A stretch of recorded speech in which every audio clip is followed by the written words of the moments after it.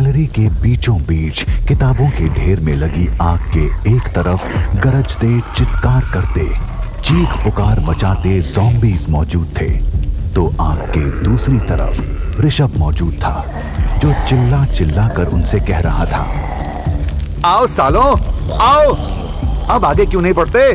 क्यों आगे बढ़कर मेरा जिस्म नहीं नोच लेते? क्यों मेरा खून नहीं पी लेते? तभी जूही वापस भागकर ऋषभ तक पहुंची और बोली, इन्नाफ ऋषभ, किताबों की आग ज्यादा देर तक नहीं रहने वाली। यहाँ खड़े रहकर बेवकूफी मत करो, यहाँ से चलो, चलो। जूही ने ऋषभ का हाथ पकड़कर उसे खींचना शुरू कर दिया, तो ऋषभ उससे बोला, अरे वाह मैडम, बड़ी चिंता है तुम्हें हमारी। और फिर जूही की आंखों में झांकता हुआ बोला, क्या बात है? ऋषभ के इस सवाल से जूही बुरी तरीके से हड़बड़ा कर बोली, बात क्या होती? वो तो बस मुझे तुम्हारी जान की चिंता है। आखिर तुम भी तो हम सबकी जान की चिंता कर रहे हो। वह तो है, लेकिन मुझे तुम्हारी आंखों में इससे भी कुछ आगे दिख रहा है। क्या नाम है तुम्हारा?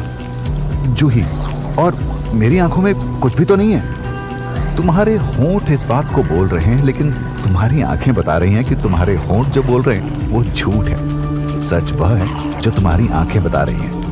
लीव इट यार, यहाँ जान मुसीबत में पड़ी है और तुम्हें आशिकी सूझ रही है। ऐसा कुछ नहीं है, मैं सिर्फ तुम्हारी जान बचाना चाहती हूँ, दैट्स इट। आओ, बाकी लोग भागकर लैब में पहुंच भी गए हैं। इस बार जूही ने जो ऋषभ का हाथ खींचा, तो ऋषभ भी उसके साथ खींचता चला गया।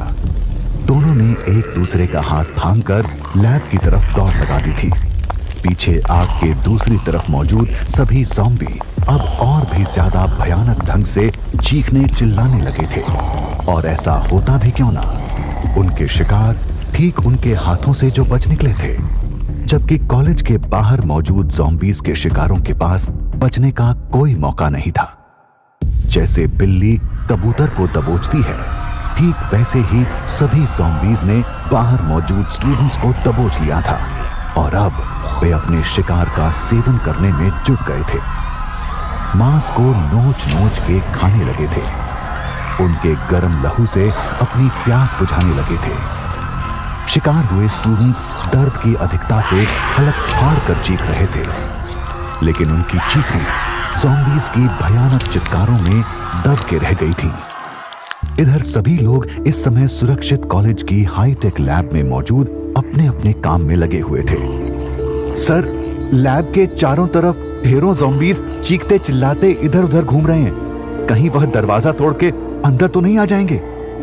अपने काम में लगे एक स्टूडेंट ने भयभीत स्वर में प्रिंसिपल आप्टे से पूछा, तो वो बोले, लैब के दरवाजे बेहद मजबूत जो अच्छी तरह से बंद हैं। किसी को भी उन्हें तोड़ने के लिए काफी समय चाहिए, और इतने समय में हम सब जरूर कुछ ऐसा करने में सफल हो जाएंगे जिसकी मदद से हम चाहे ज़ॉम्बीज़ को रोक ना पाएं, लेकिन अपनी सुरक्षा जरूर कर सकते हैं। एग्जैक्टली, मैं यही कहना चाहता था। इसलिए don't worry about zombies, concentrate on your work. Okay sir, कहकर वह स्टूडेंट भी दूसरे स्टूडेंट की तरह अपने काम में मशगूल हो गया। इधर जूही प्रोफेसर आप्टे से कह रही थी, सर, लैब के बाहर सचमुच बहुत से ज़ॉम्बी मौजूद हैं और वे दरवाजे को तोड़ने की कोशिश भी कर रहे हैं। लैब के दरवाजे पर पड़ती चोटें और बाहर से आती ज़ॉम्बीज़ की भयानक आवाजें इस बात का सबूत हैं। तुम सही कह रही हो जूही, लेकिन इस समय हमारे पास उन्हें रोकने का कोई उपाय नहीं है। दुआ करो कि हम जो कर रहे हैं उसमें जल्दी से जल्दी सक्सेस हो जाए। मैं इस बारे में ऋषभ से बात करती हूँ, शायद वह कुछ सोच पाए। ढूंढती हूँ ऋषभ को, कहाँ है? ऋषभ जूही को लैब के केमिकल वाले विंग में बड़े ध्यान से कुछ तलाश करता हुआ मिला। जूही उससे बोली, कॉलेज के सारे स्टूडेंट ज़ॉम्बीज़ से निपटने के लिए कुछ ना कुछ बनाने में जुटे हैं, और तुम हो कि यहाँ अकेले में कुछ ढूंढ रहे हो? शर्लॉक होम्स बनने का इरादा है क्या? शर्लॉक होम्स बन पाऊं, मुझ में ऐसी तो काबिलियत नहीं है, लेकिन उनकी तरह से मैं कुछ ढूंढने की कोशिश जरूर कर रहा हूं। क्या ढूंढ रहे हो? लैब का यह केमिकल विंग इतनी बुरी तरीके से अस्त व्यस्त क्यों है? ऐसा क्यों लग रहा है जैसे यहाँ कोई अच्छी खासी उठापटक हुई है? अरे, बोलते बोलते अचानक ऋषभ बुरी तरीके से चौंका। ऋषभ के चौंकने को नोट करती हुई जूही बोली, क्या हुआ ऋषभ? तुम एकाएक इस तरह क्यों चौंक पड़े? ऋषभ ने अपने चौंक जाने का कारण बताया। उस टेबल के पीछे देखो, वहां शायद एक लाश पड़ी हुई है। जूही ने उधर देखा तो वह भी चौंक पड़ी। सचमुच टेबल के पीछे एक लाश पड़ी हुई थी जो बुरी तरीके से क्षत विक्षत थी। उस लाश को देखकर जूही के हलक से चीख उबल पड़ी। जूही की चीख सुनकर प्रिंसिपल आपटे और दूसरे लोग तेजी से भागकर वहां पहुंचे। क्या हुआ?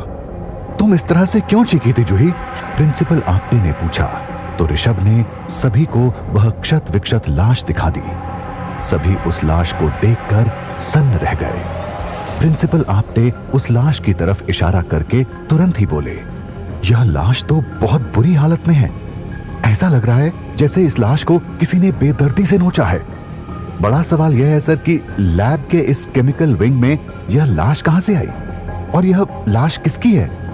अब प्रिंसिपल आपटे ने उस लाश को गौर से देखा और कुछ देर वैसे ही देखने के बाद वह घोषणा कर दी, ओह माय गॉड, यह तो प्रोफेसर भास्कर हैं, हमारे कॉलेज के केमिकल विंग के चीफ केमिकल एनालिस्ट।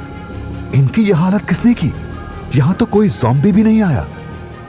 यहां कोई ज़ॉम्बी नहीं आया तो प्रोफेसर भास्कर की इस हालत का जिम्मेदार कौन है? हालांकि उनकी यह हालत साफ बता रही है कि उन्हें किसी ने खूब नोचा खसौटा है। हो सकता है, लेकिन कोई ज़ॉम्बी इधर आता तो उसका जरूर पता चल जाता। एक मिनट, शायद तुम सही कह रहे हो ऋषभ।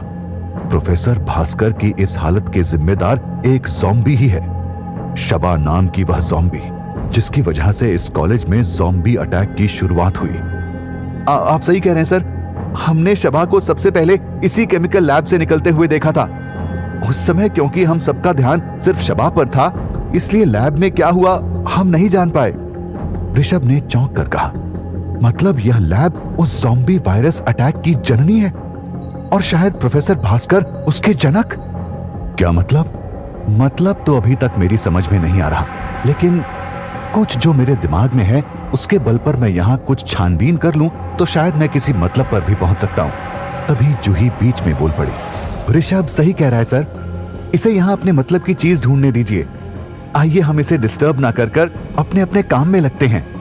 सभी अपने काम में जुट गए और ऋषभ अपने काम में, जबकि इधर कॉलेज से बाहर निकल चुके ज़ॉम्बी अपने काम में लगे हुए थे और उनका एक ही काम था, कलेजे को कंपा देने वाली आवाजें करते हुए अच्छे खासे इंसान को अपने शिकंजे में फंसा लेना, उनका खून पी लेना और उनके मांस को नोच नोच कर खाना। और जैसे जैसे वे ज़ॉम्बी ऐसा कर रहे थे वैसे वैसे उनकी ताकत भी बढ़ रही थी। उनके चीखने चिल्लाने का जोश भी बढ़ रहा था।